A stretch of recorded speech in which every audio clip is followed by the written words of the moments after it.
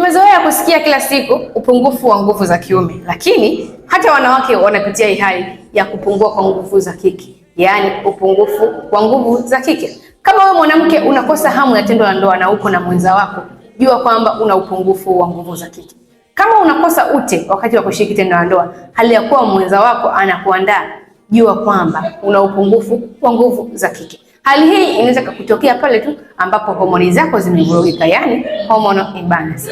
Ili uweze kuondokana na changamoto hiyo, inabidi urekebishe homoni zako, kwa sababu maumivu ambayo unayapata wakati wa kushiriki tendo la ndoa ama karaha ambayo unaipata wakati wa kushiriki tendo la ndoa, mwenza wako haijui kabisa, bali wewe ndio unaiona. Lakini pia hali hii inaweza kuwa ni chanzo cha wewe kushindwa kubeba ujauzito kwa hapo baadaye na kukusababishia changamoto ya uvimbe. Inaanza kwa udogo, lakini baadaye inakuwa kubwa zaidi. Unaweza kushare video hii ikamfikia na mwanamke mwingine ambaye anapitia hii hali kwa muda mrefu. Lakini kama umestruggle na hali hii kwa muda mrefu na hukujua ufanye nini, unaweza kuchukua namba yangu ya simu, ukanitumia ujumbe WhatsApp, tukaweza kuzungumza kwa kina na kuweza kutatua changamoto hii.